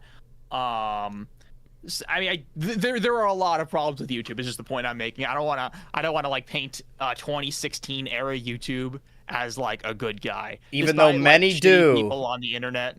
Yeah, well, that's another thing. I mean, there's a lot of insane revisionism, I think, about that era of YouTube. Yeah. Of like that, I think we kind of forget that a lot of people on both ends were being schmucks. At least in terms of a lot of the narratives, because I remember like when I first got into a lot of those, I guess people who are now not seen as good people. I think about like H3H3. I don't know about Leafy's here, but I remember watching Grade A Under A. One of the people they kind of made fun of or criticized a lot were a lot of the like really slop prank channels. Like that was a big thing on YouTube at the time. And you know, all things considered, that was warranted criticism in my opinion. You see a lot of those people kind of. I remember, I think this was 2015. Sam Pepper. I think the prank was staged. I don't 100% remember if that was just kind of him. Where basically they did this video where they were going up to women and just kind of like sneakishly slapping their butts or whatever. Yes. He said it was a social experiment. That's where that meme came from. It's a social experiment or whatever. I don't remember if the prank was actually fake. It very well could have been. All things considered, like they could have just said, "Okay, we're gonna film you. You're gonna pretend to be a bystander. I'm gonna like grab your ass or whatever." But you know that kind of stuff. I remember. I forget what happened. I think the Green Brothers, like they like kind of got a whole bunch of people to like sign a letter to YouTube asking for it to be taken down. I mean, there was a lot of stuff going on the platform back then that I think there could have been, I guess, more effort done to clamp down on. Yeah. I don't know. I think you said it facetiously, but I'm just kind of inclined to like push back against the narrative that like YouTube was a good company. Or no, it should be absolved of the things they were like criticized for back then. I honestly like, other than really egregious decisions, like I don't think any decision made by YouTube on a company standpoint has made them like better or worse. I think you can calculate if things have gotten better or worse, honestly, just by like what other platforms are popular at the time. So I think the worst era of YouTube is when there really was no other place to go.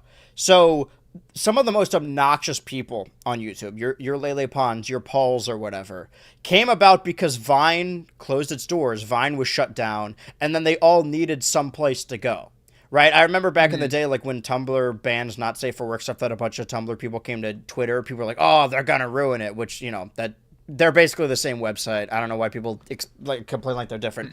But also, I think that there's less that's the big takeover of Twitter that really changed Twitter forever. Yeah, I think. Well, I mean, that's when I joined Twitter, but I think that like all the harmful pranks or like dude bro content that used to be on YouTube didn't get better. Just that stuff just went to Twitch. Now kids watch Kai Cenat all day. Like Yeah. I think the quality of YouTube content and culture overall is less about YouTube and more about what other sites there are. Right? The worst people from Yeah, Vine come you to YouTube probably because have a Vine good goes point. away. And now that Twitch is around, all the most annoying shit on the internet I see or hear about is, like, I know we're streaming right now and I love streaming and I love Twitch. Thanks for my affiliate anniversary, by the way, Twitch. But it's on Twitch.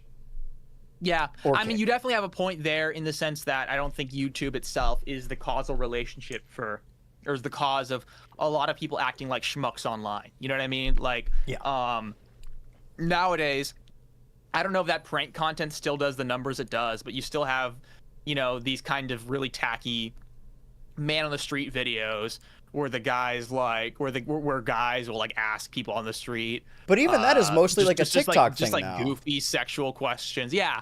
So you know you see that kind of stuff come and go on different platforms, and I don't think that like it's because of internal policy of how certain things are enforced. At least not entirely. I think it's also just a cultural thing that's not as easy to just kind of legislate. Yes. Does that make sense? You can't ban that out of existence. I think people are just going to find other ways of scratching that itch. I will say this as far as the Nintendo of America CEO goes. You know, if we're calculating it by what they've done, 0 Star Tropics games released under Reggie's reign. 0 Star Tropics games released under Doug Bowser's reign. Devin Pritchford, day one. Star Tropics 3. Pack-in game for the Switch 2. Mother 3. That across the board.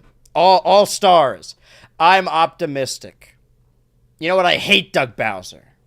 I'm glad he's dead. I wonder why he didn't really engage much in like I guess public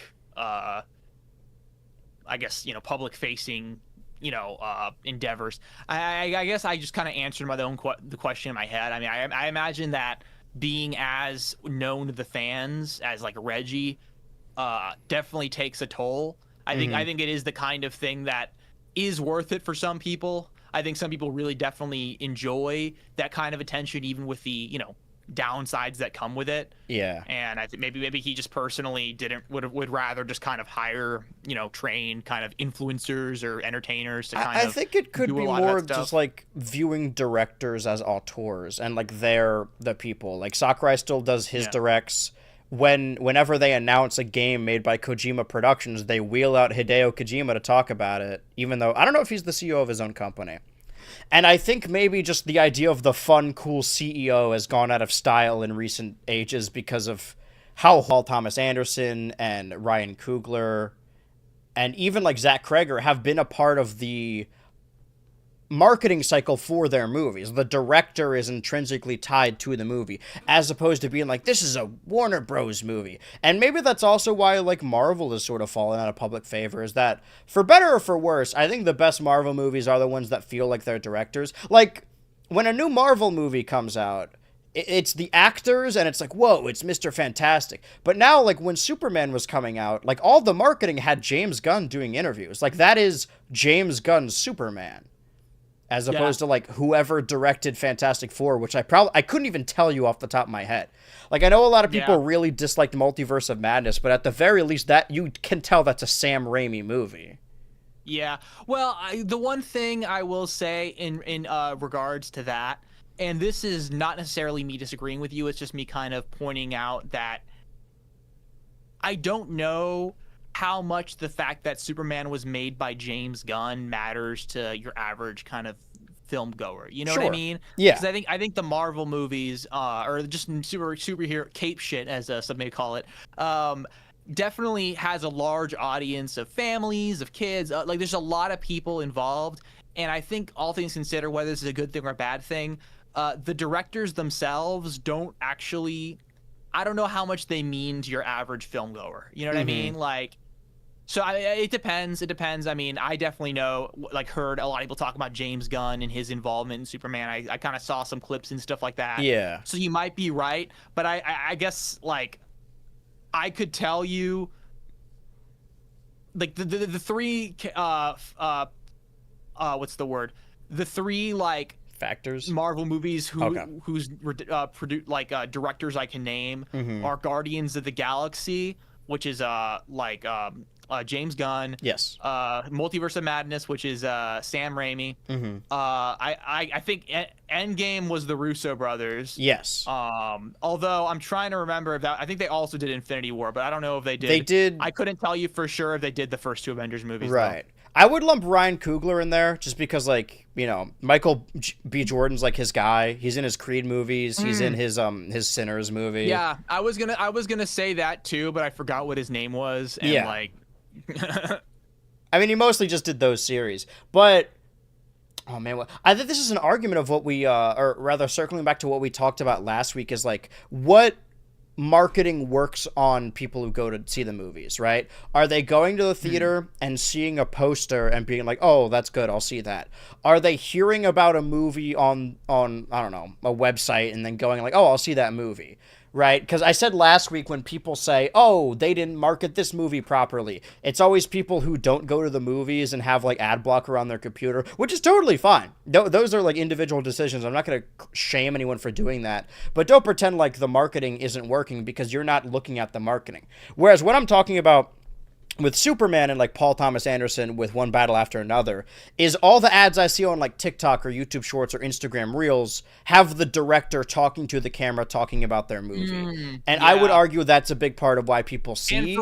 And for what films did you say again? Like One Battle After Another with Paul Thomas Anderson and like Superman with James Gunn. Okay.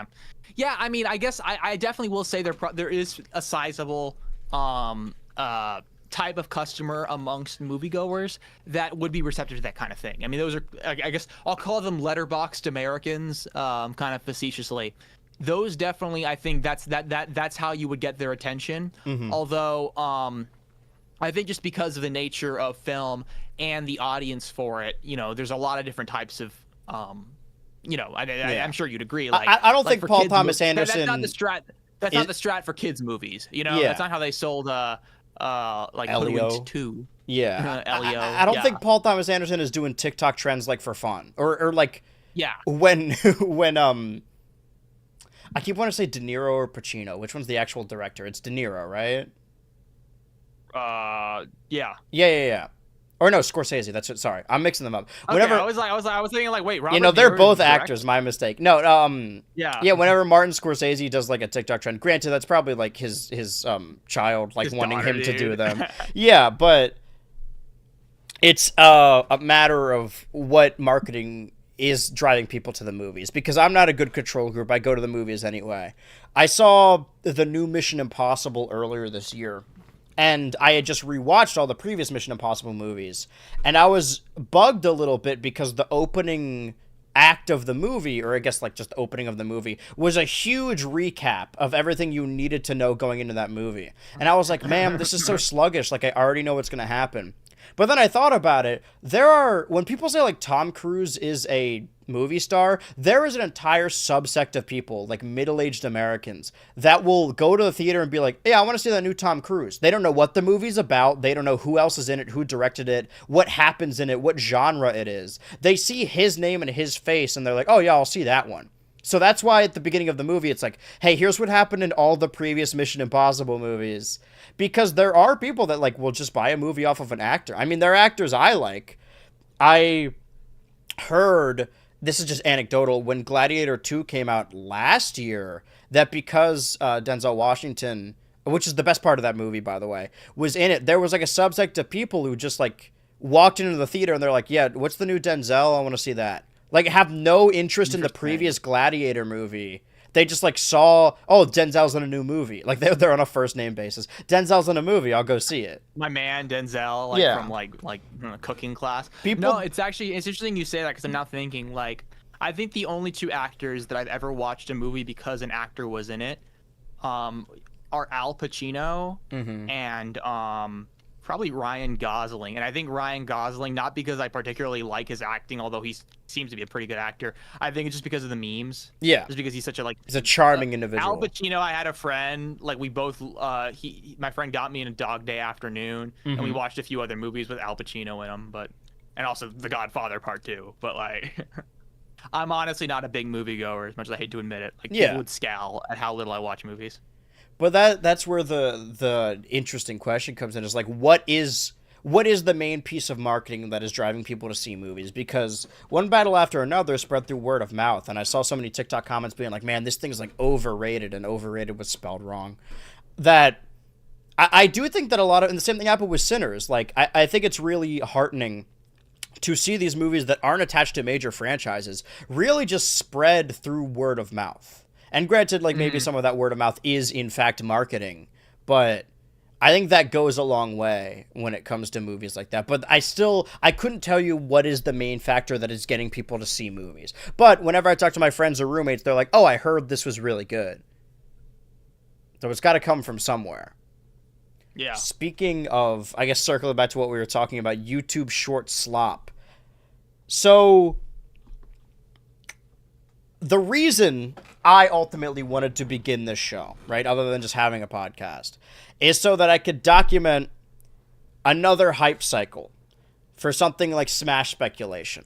I said that whenever a new Smash game comes out, I want to cover it like weekly, because when it was happening in 2018, 2019, I didn't have the video or streaming acumen to be able to cover it the way I wanted to do it. And I always thought, like, whenever that happens again, I want to jump on it. I want to be covering it, because I think all of these fake leaks are fun. And for me, the leaks that were fun were the image leaks, were the 3D models that people made, or the blurry images that people put together. Because even though they were fake, I still thought it was fun that people put forth the effort to put them together. Between the last episode and now, there have been two major images, or a handful of ones, that I have seen floated around. The first one is this 4chan image of potential DLC characters for Mario Kart. Now, is there anything that... Well, first off, we see Peter Piranha up here, King Bob-omb, Talking Flower. Mallow specifically is really funny to me. I don't think do Mallow and not Geno. Yeah, and also like just adding Mallow in general. Is that Poppy Kong? I really can't tell what that is right there. I can't tell what it is. So when I first saw this, I'm like, oh, this is another fan-made leak. That's fun. I feel like I've seen some of these renders before. This Mallow model looks exactly like his model from Super Mario RPG Remake. But there's specific, like, bunching of letters down here that says, like, favorite and then favorite selection. Why that plus sign and then the favorite is, like, duplicated. I haven't gone back to look at the character select screen, but does it do this in the game, that like the menu is like this down here? I don't know. Let me check. Because what I heard about this basically is that this is an AI generated image, and that altogether, yeah. You think it is? Let me see. Okay, because that breaks my heart a little bit. I do love image leaks, but now we may need to prepare for a world where all of the image leaks moving forward are going to be AI generated slop. No, that we're being there. said, I think we are. Yeah. Like, because we see this first of all, and like, I don't know how much. Well, first of all, I find it hilarious that like half the image just scribbled out. But like we don't need to tell you why the image is fake. The image is clearly fake. That might be normal though. Okay. I wouldn't be surprised if that's normal. But like, I don't know. You see this kind of stuff and you realize like, oh wow, yeah. Because I've seen AI art and I mean, at least at the first glance, you're like, oh wow, that's that. I fell for it. You know what I mean? It's just there's like we're at that point where a lot of stuff is just hard to tell, and you know, it's a shame because I remember like the Smashified like fake Rayman leak, and like the amount of clear craftsmanship and effort that was put into making fake footage of the game. Like I mean, it's a lot. Yeah. And nowadays, I'm sure you're gonna get to this story next. Yeah. It's not that difficult to throw some prompts together. Yeah. Maybe buy a $15 subscription to OpenAI or whatever. Like you can create a lot with just that. Somebody made a video akin to that Artsy Omni video, you know, where he did that fake Rayman leak and then he did the big reveal where he turned around in the chair and he's like, oh, I got you. And that's a lot of fun. right? To be like, I mean, I'm sure people were pissed at the time. Oh yeah, no, I remember him saying that he regrets doing that. He felt like, I think a lot of criticism got to him. He felt like regretful of just doing the like spin around. It's like, Right. bro, it's I not find it fun and cute because it's like, oh, like I got you, I tricked you. But there's this new video by the Spanish channel that did the same thing. Like, yeah, I got you guys. You totally got owned. These fake Super Mario Galaxy leaks, I made them. And when I first heard that, I'm like, oh, that's fun. I didn't believe the leaks to begin with anyway. But then I watched this video, or rather read the subtitles, and got someone else's art as a base, and then just used an AI image generator to make these fake leaks. It's like, well, okay, well then you didn't make anything. You didn't do anything. And that's, I think, very upsetting to me. Because I do think there is an artistry around fake leaks. And the fact that he didn't even make anything is disappointing. And he's, like, smug about it, too. Like, haha, I owned you guys. I think this is pissing me off more than... No, you know what? I think I'm the appropriate amount of pissed off. This is lame. Yeah. I think I'm kind of defeatist about AI art in the sense that, like, I guess it's not really hitting me in a very, like... I'm not really pissed, if that makes sense. Yeah. If that makes sense. It's like, disappointing. It's just like, oh great, yeah, it's typical. Like that's probably a thing of the past too, like really elaborate kind of hours put into interesting leaks. I mean, theoretically, like if I wanted to, I could kind of copycat this in a couple hours, if even that. So it's just kind of a bummer. You just think. Also, I guess it's also worth saying, I mean, this is kind of a benign way of faking stuff, all things considered. I mean, there's the constant talking point of, how, like, what are we going to do if someone tries to generate a video of, like, Donald Trump saying he's going to nuke fucking North Korea or something, something like that, You think about, like, that's a bit more scary than this, but, it's just, it is scary, like, the amount that generative AI can do, all things considered. I mean, it definitely, at the best, it's going to radically change how we create, or how people create, how people consume, and how people experience, the world, art, et cetera, et cetera. Like... So, I mean, it is a bit of a bummer. I mean, obviously, there's the extreme examples. I don't know if, like, maybe I'm just so tech literate. I mean, I'm sure you've seen those examples of these, like, fake-ass stories and, like, old people falling for them. Like, I genuinely wonder if I'm just... If I'm falling for shit and I'm just, like, as blissfully unaware of, like, old people looking at, oh, dog saves drowning baby in, like, you know what I mean? Push up bunnies on a trampoline. Yeah. Yeah. Like, but, for what it's worth, I genuinely... It is scary when you think about the potential of things that can be faked. That's all. I've been seeing a lot of horrifying, like, deep fake technology on Twitter, and it's like, it should genuinely be illegal. The stuff people are making. Yeah, you should at the very least be allowed to, like. You probably are. I'm like saying this as if you probably are, but there's probably not a lot of, like, precedented law around it. Like, if someone like makes a deep fake of you, saying something about you that isn't true, you could probably totally sue the shit out of that. But yeah, I mean, I think there's just not a lot of experience of it. And when you think about, I mean, for a public figure that might be doable, but for, like, a teenager who, I mean, you've heard these, like, heartbreaking stories about, like, someone creating fake nudes of someone else, stuff like that. Like, that's gotta be a lot to deal with, because, I mean, it's I doubt there's money for, like, actual legal action to be taken. So you just have these really uncomfortable situations where, like, kids have fake revenge porn made of them, and, like, there's just a lot of plausible deniability that's really hard to get, like, justice, Yeah. It's going to be bad, and it's going to get worse. At some point, it's going to be used for something really, really bad. Granted, it's already being used for just for straight-up crimes. And it's the same thing, like, I don't want to get too much into a troubling idea, but whenever I see those fucking blue checkmark videos that are like, oh, look, this AI is making these babies talk and say like silly things. I'm like, the fact that the AI can generate a full video of a baby doing whatever you want, that is already like you. It's like, yeah, you can create a lot of like fake. You need to die. Like, you need to be dead. CSAM. Yeah. Yeah. Well, you know, I also that's also the kind of like thing where I see it and I think, how do people still find this entertaining? It's like, is the Office characters as babies really that interesting? You know what I mean? It's like that wasn't even that interesting when you had like real people making it. Like Total Drama Babies isn't actually that interesting. No offense. It does make me like retroactively respect it more.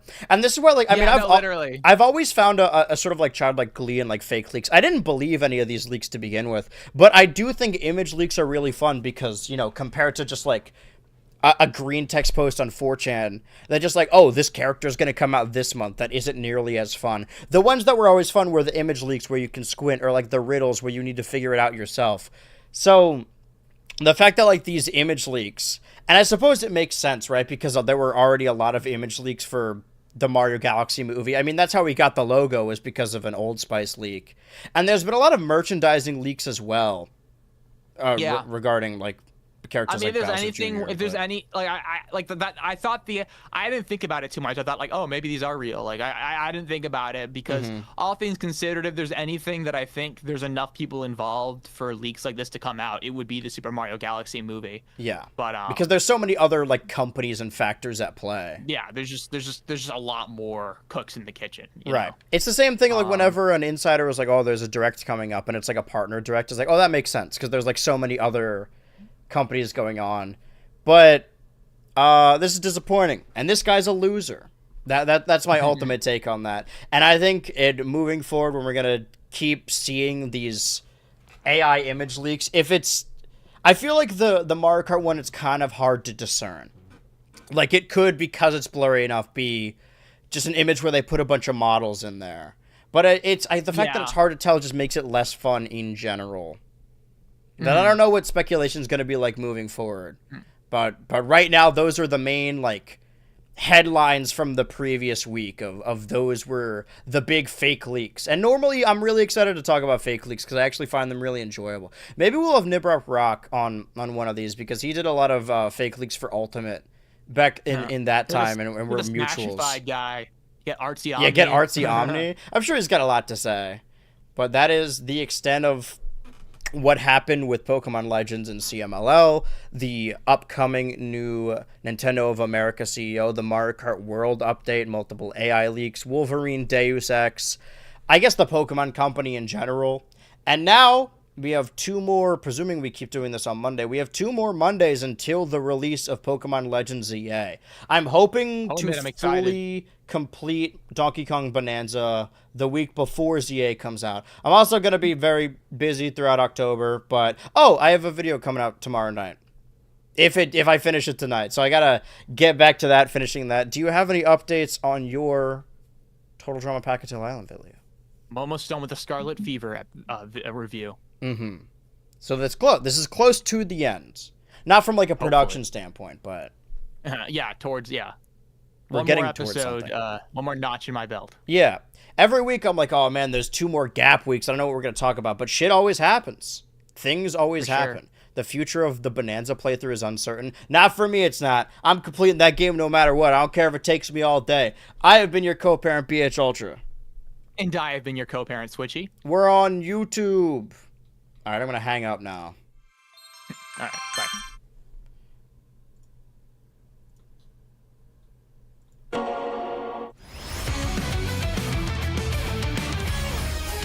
Some people told me this is Nate Wants to Battle. That is not his ass.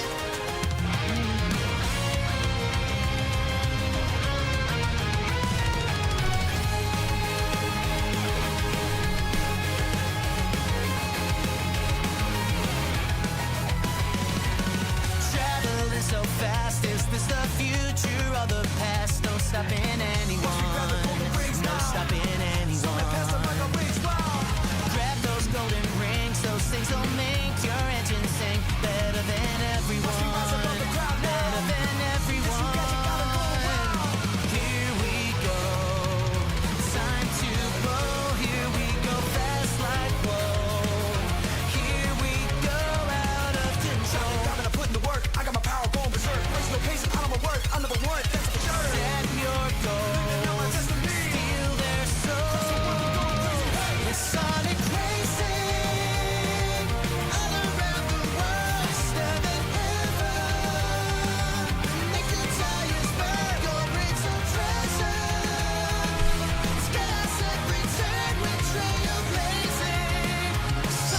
racing.